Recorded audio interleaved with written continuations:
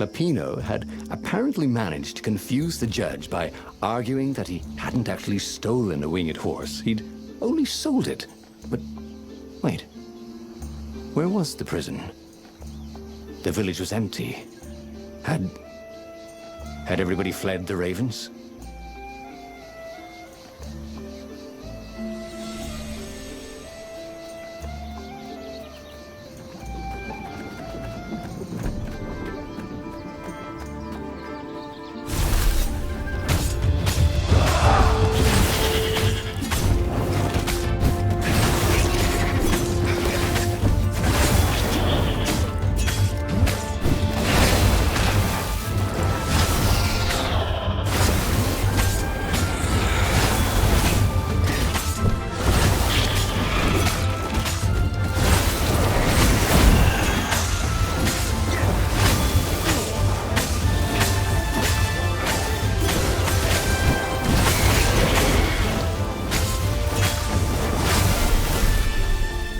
The ravens had taken the town.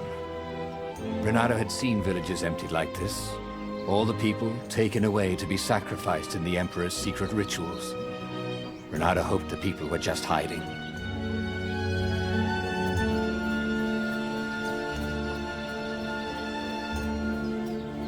The village looked so peaceful. Were the villagers hiding somewhere? Of course not. No matter how much he searched, he would only find ravens here.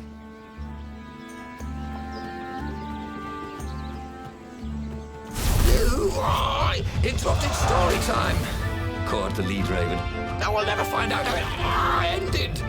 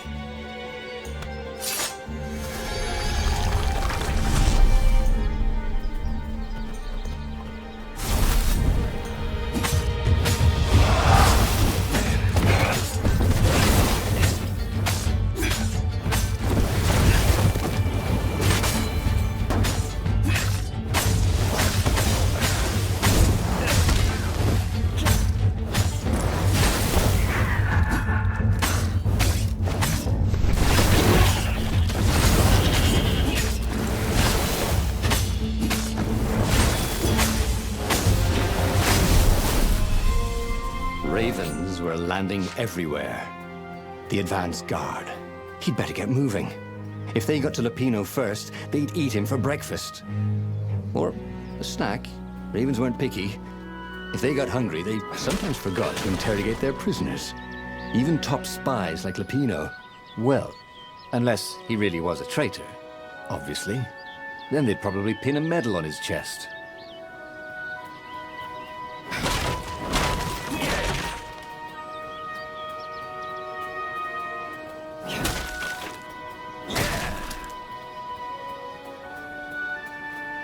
There was still no sign of Lapino. Not a hair, not a pellet. Was he hiding in the cemetery further down the road? That didn't seem like him.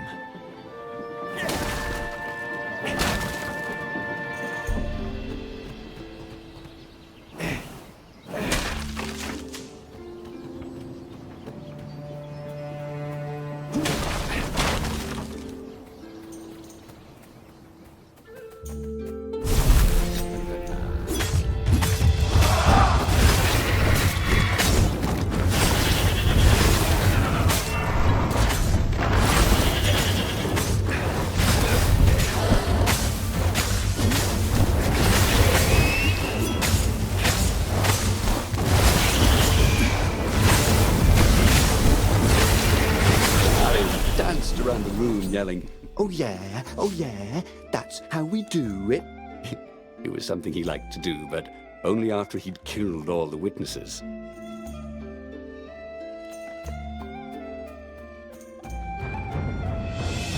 Lapino would betray him. But now Renato knew that. What would Lapino do if he knew that Lapino was going to betray him? Well, he'd concoct some crazy scheme, wouldn't he? That used Lapino's betrayal against him, and it would blow up in his face. Yeah. Maybe he was overthinking this. Well, that would be a first.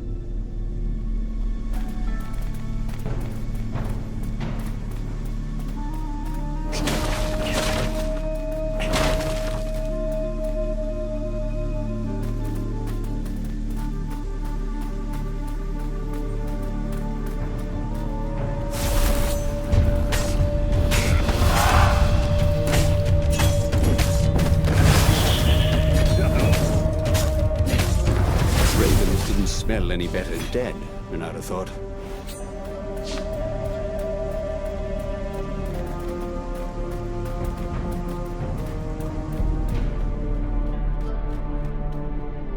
Dirty and bloody, Renato finally reached Lapino.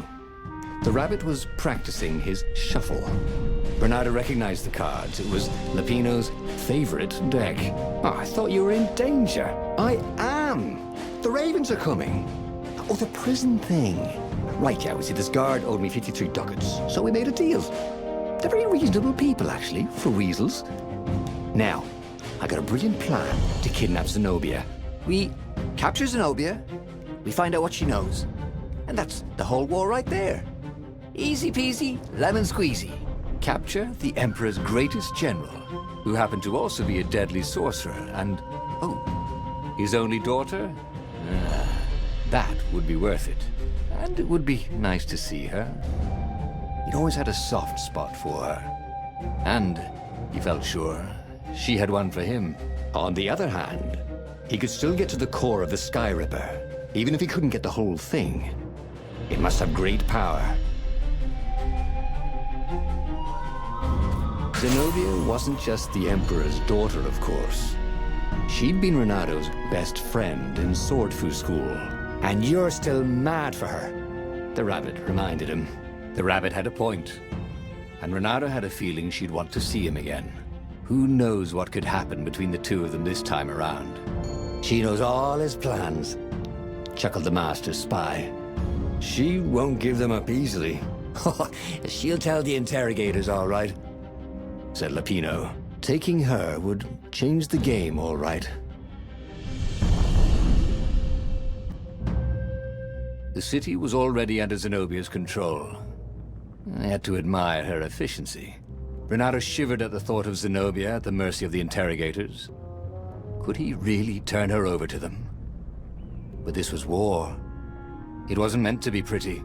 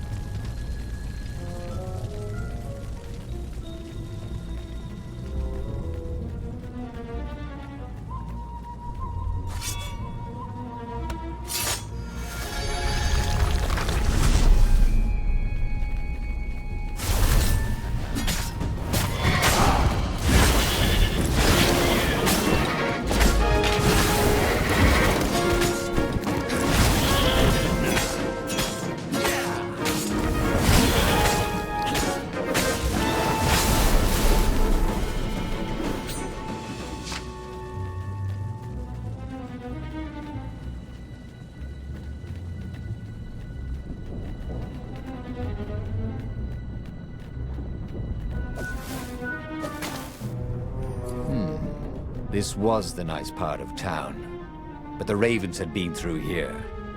They like to take shiny things home to their nests.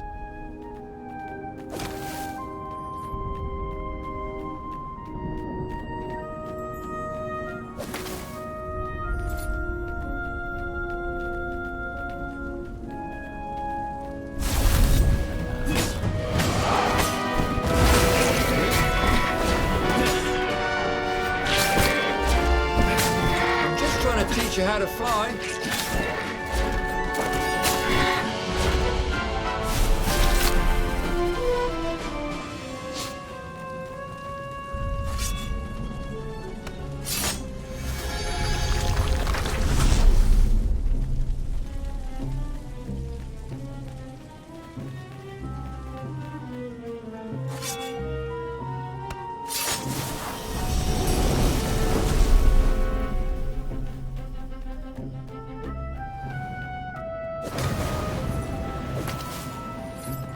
Renato suddenly wished he had a marshmallow.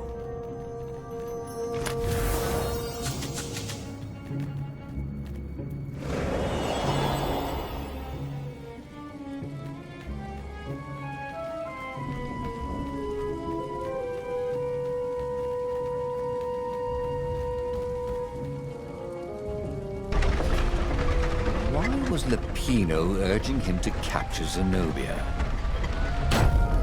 Obviously, it was a trap. But you never knew how Lupino thought. Sometimes his plans were so convoluted they did the exact opposite to what Lupino wanted. And there must be some way to play on that, Renato thought.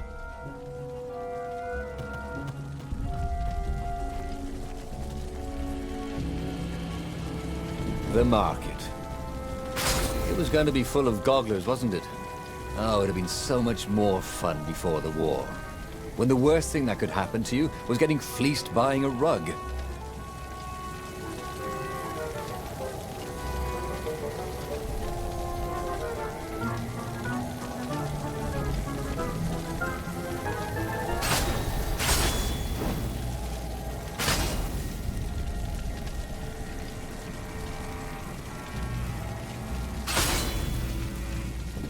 Renato hated gogglers, but it freaked him out to cut them.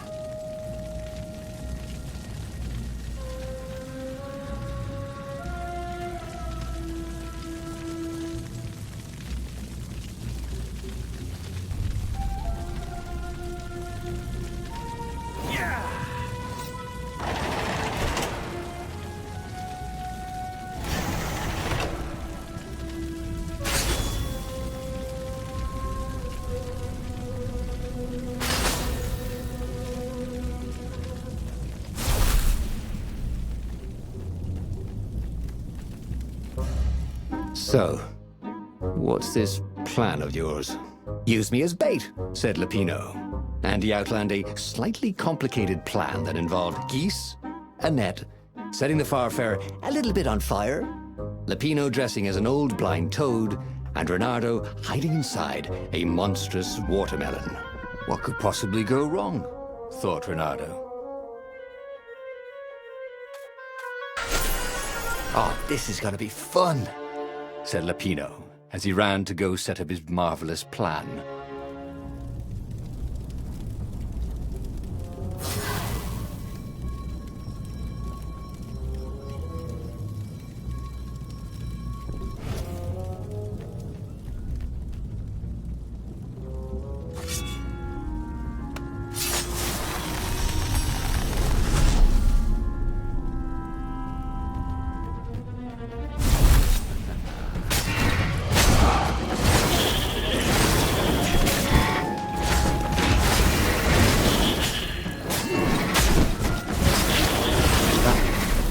Beautifully. Where was a bard when you needed one?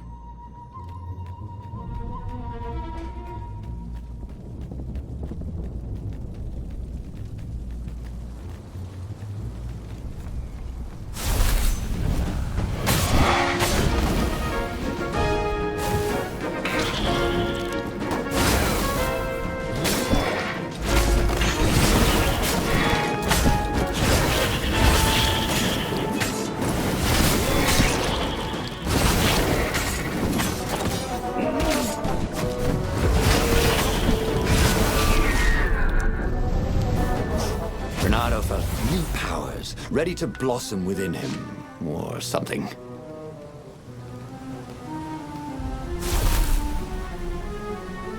Renato felt dubious about the whole plan. With every step, he was waiting for it all to go horribly wrong. But against all odds, Lupino's idiotic plan worked. Zenobia's ravens ran off after the geese, the net dropped, and Renato jumped out of the watermelon and put his sword to Zenobia's throat. Renato, she said. Are those new scars? They look good on you. You never return my velvet jacket. It was my favorite. You look stupid in velvet. Ah, what does an imperial princess know about style? Ah, get a room, you two, said Lupino, probably sensing the chemistry. But the fleet was coming on fast, so they took Zenobia east, over the Nexus. She'd vanished from Swordfu School, from his life, without even saying goodbye, without ever telling him she was the Emperor's adopted daughter. Renato was aware of her feelings. Maybe this was a bad idea, but was he letting his own feelings get the better of him?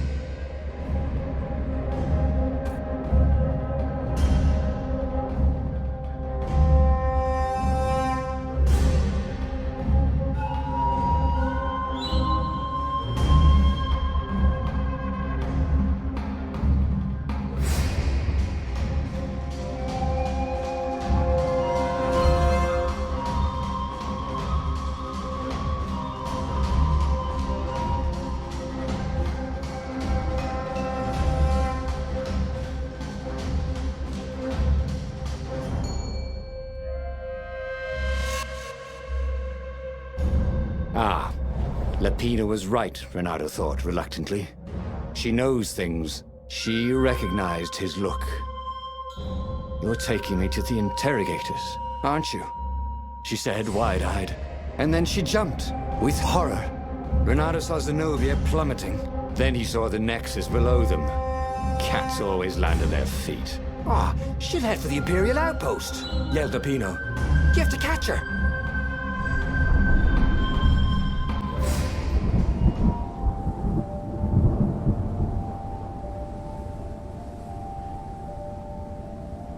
Cats can run faster, but foxes can run longer. If he ran, he could head her off before she reached her minions at the outpost. Well, he did love a good chase.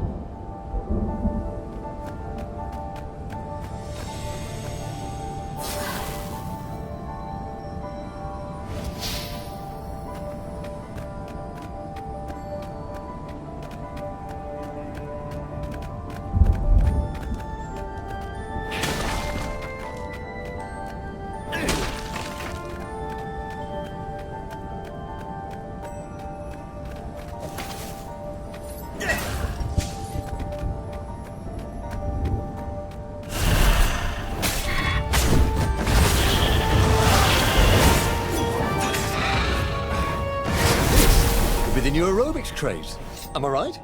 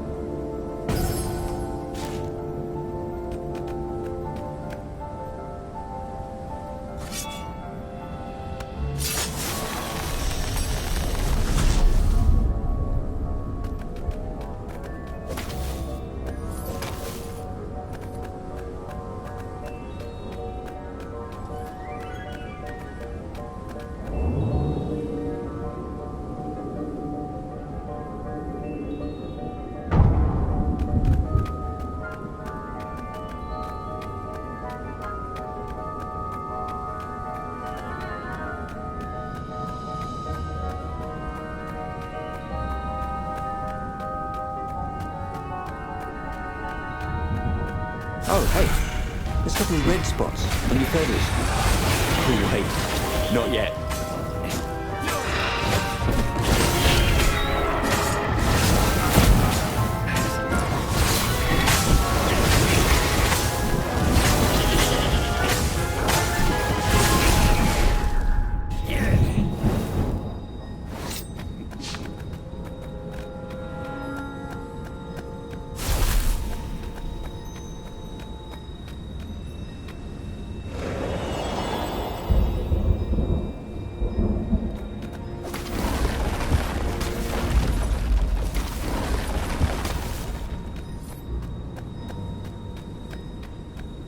He was closing on her. He could smell her fear.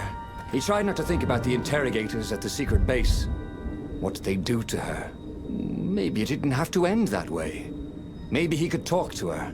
But, after all, there were worse things the Imperials had done to friends of his.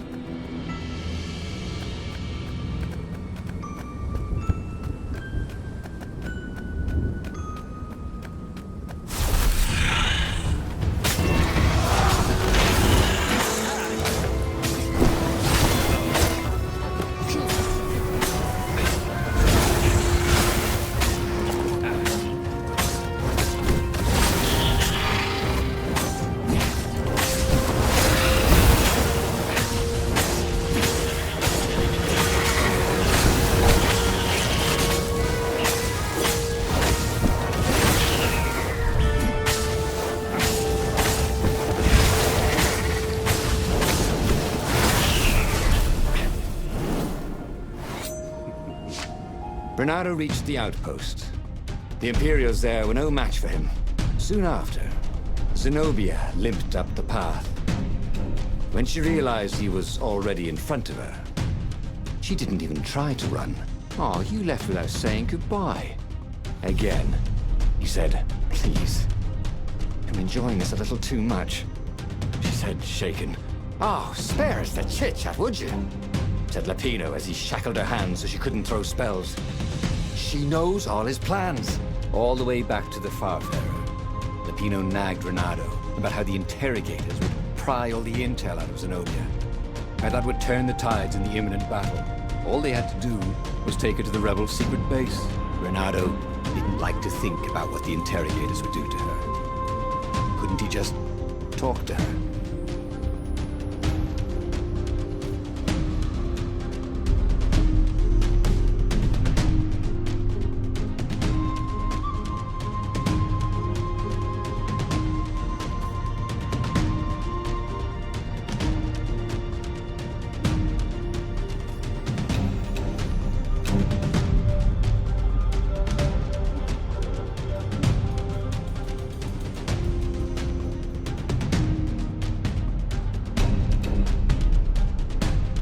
As they reached the ruins, Renato could see ravens everywhere, searching for the rebel base. They'd have to hide the Farfarer or go on foot. "What if we get separated?" asked Lapino, for once thinking ahead. "I'll throw you a map to the base." Renato told Lapino. "Renato, don't do this," said Zenobia. "We were friends once. We..." "Shut it, witch, or I'll shackle your mouth too," said Lapino. See? Renato thought. There was no way Lapino was working for the Empire. He really hated Zenobia. And then, a few moments later, they touched down.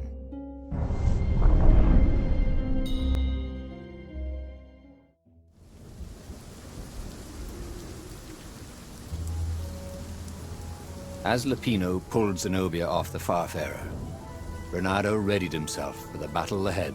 "I'm sorry I nicked your jacket," she said. "It's just... oh, God.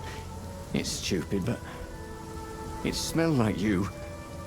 "What?" he said, confused. "Then...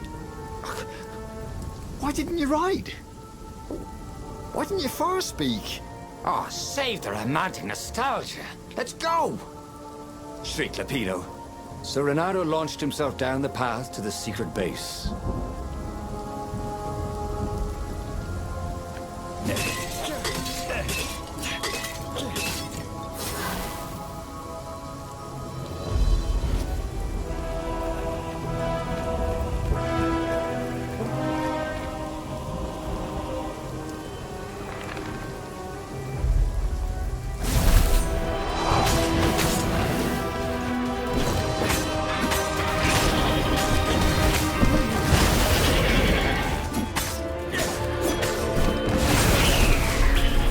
Renato wondered how much Hypatia had known about the book she protected. Enough to tell her son to protect it. Enough to tell Renato to protect her son. He'd let her down there.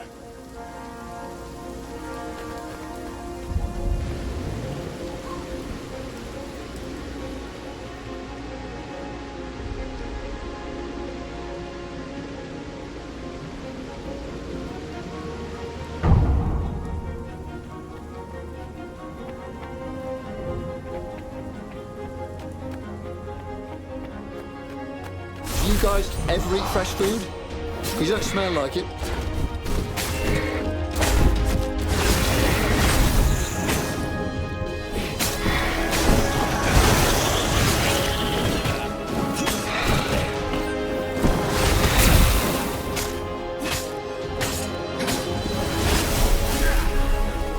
Renato was walking Zenobia to the rebel secret base, where she would be interrogated. So, why was he feeling so scared?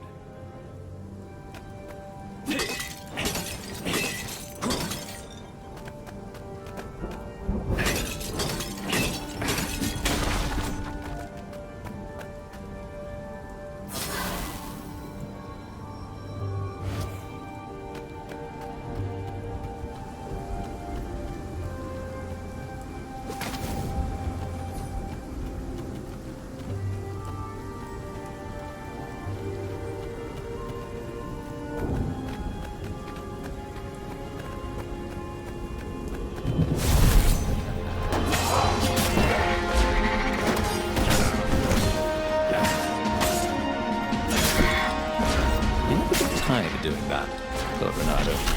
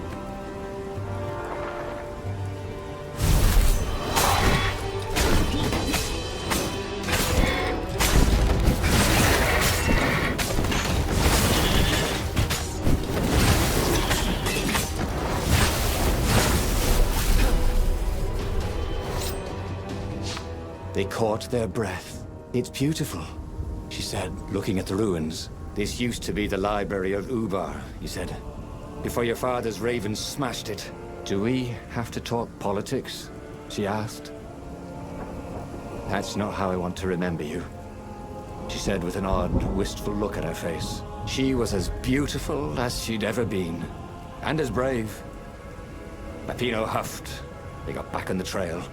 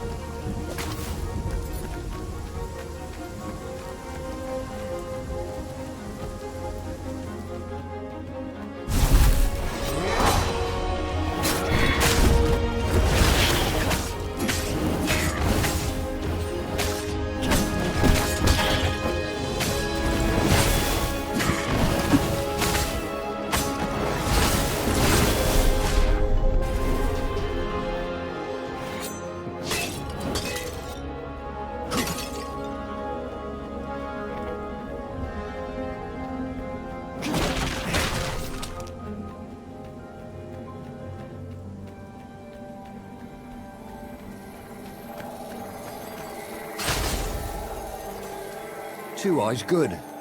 One eye, dead.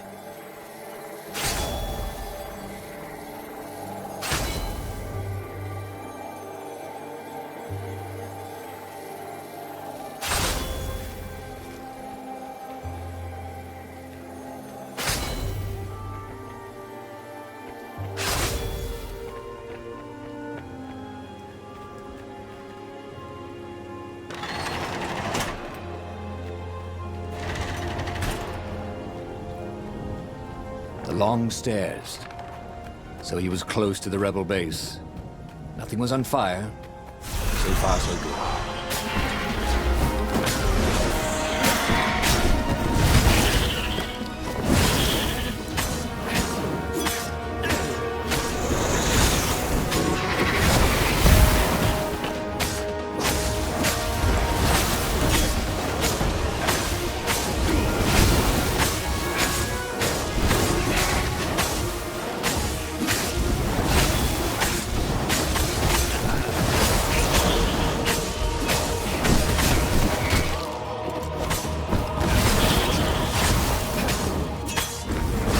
I hear you're the dead, silent type.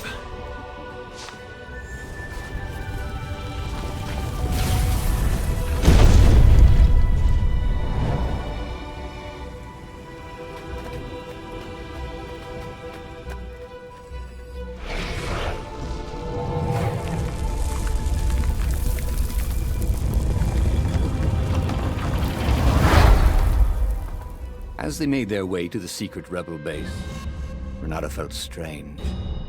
Zenobia was his prisoner, yet somehow she felt more like an old friend. He wanted to tell her all his secrets, but suddenly the ruins lit up with thousands of fireworks. There was a thunderous roar and dust rose. The caves were collapsing. The caves. "You've been playing me?" Renato said, and he stared at Zenobia. "I'm sorry," she said, and she seemed almost embarrassed. Then everything went dark. When Renato came to, he had a terrible headache. Also, Zenobia's sword was at his throat. And her shackles were gone. So was Lupino. "The terrible thing is," he said, "I really have missed you. Now that we've destroyed the rebellion, would you consider becoming an advisor to the Emperor's daughter?" "I'm no one's servant. Everybody serves. Even if it's only destiny. I like to choose my own destinies," he said. "The whole point of a destiny is you can't choose." "Oh, never mind," she said. "Look, if I see you again, I'll have to kill you." He watched her ship soar away. He would see her again, he decided, even if he had to fight his way across the entire fleet.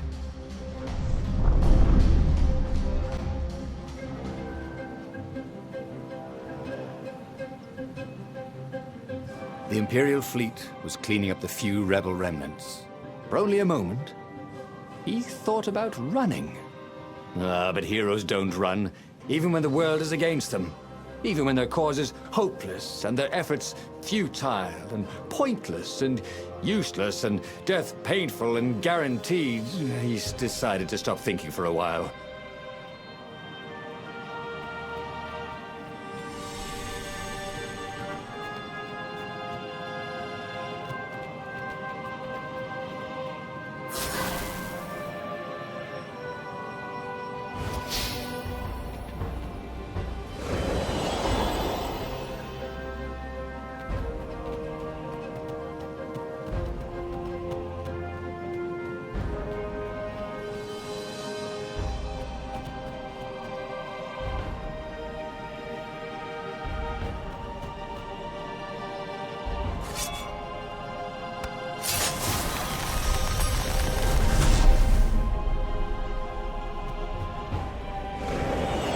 Renato had a feeling that was the back door to something. But what?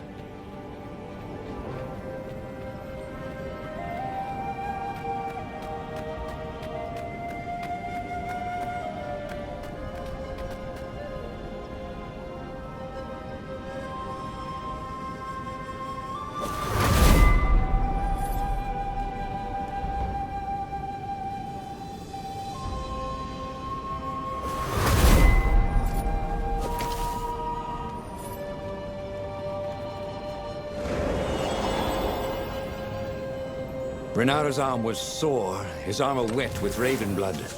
He was tired of death. But death was not yet tired of him. The rebels were losing. Badly. In some other universe, Renaro thought, he and Zenobia left sword through school together, taken out their names and sailed off into the mists. Not this time, and not him.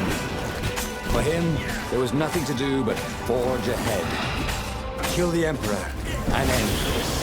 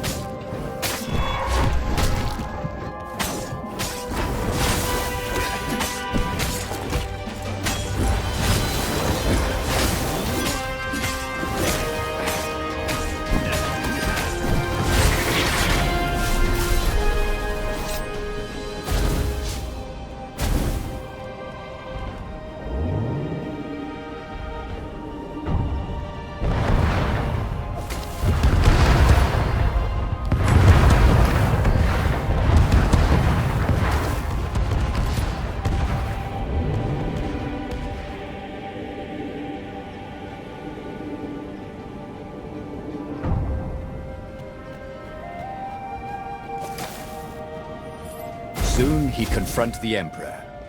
Again. This time, he'd make an end of him. He'd screwed up last time, but he had a good feeling about this time.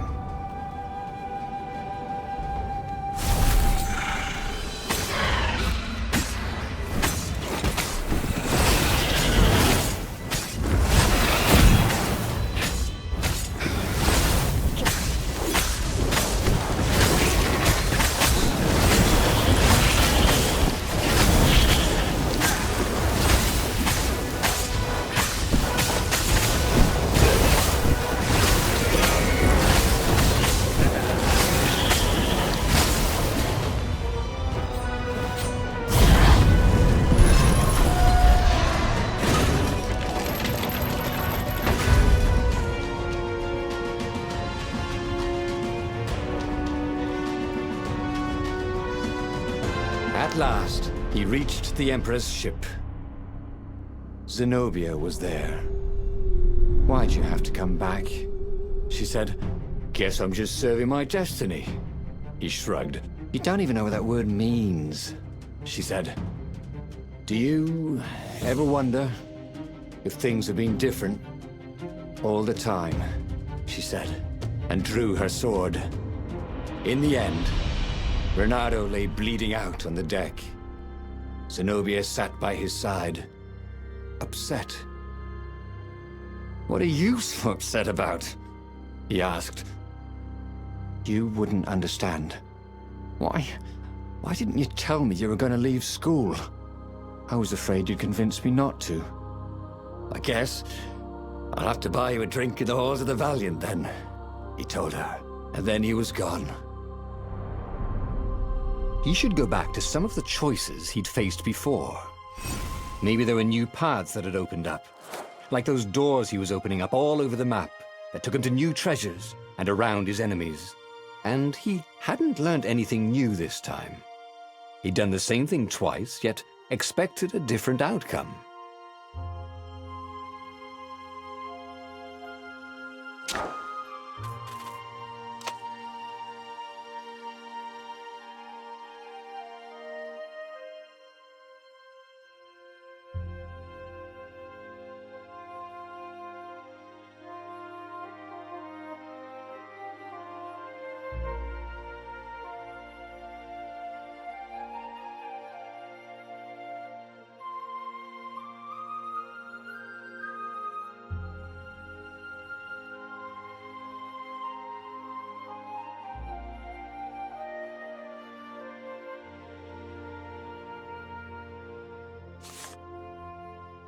The book's pages fluttered to the beginning once again. Faster than before, and he fell.